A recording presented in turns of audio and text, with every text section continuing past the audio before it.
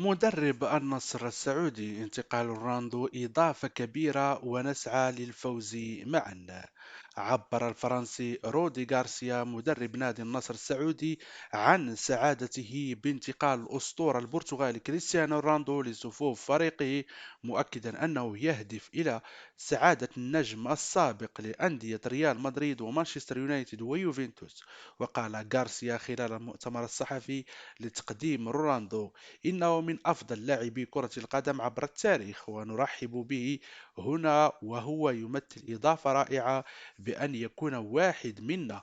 وأضاف: في حياتي لم أرى لاعبين مثل كريستيانو رونالدو، وسنتبادل التجارب أنا وهو، وسيكون لدي الوقت للحديث معه حول أمور عدة.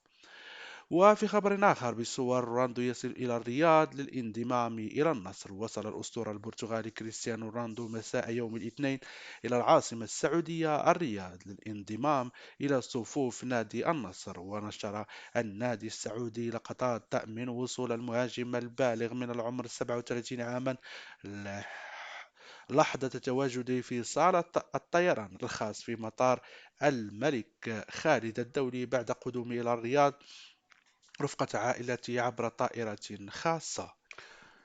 ومن المقرر أن يجري المهاجم السابق لمانشستر يونايتد الفحص الطبي يوم الثلاثاء قبل تقديم رسمه للجماهير عبر حفل أعلن النادي عن إقامته مساء الثلاثاء على ملعب مرسول بارك.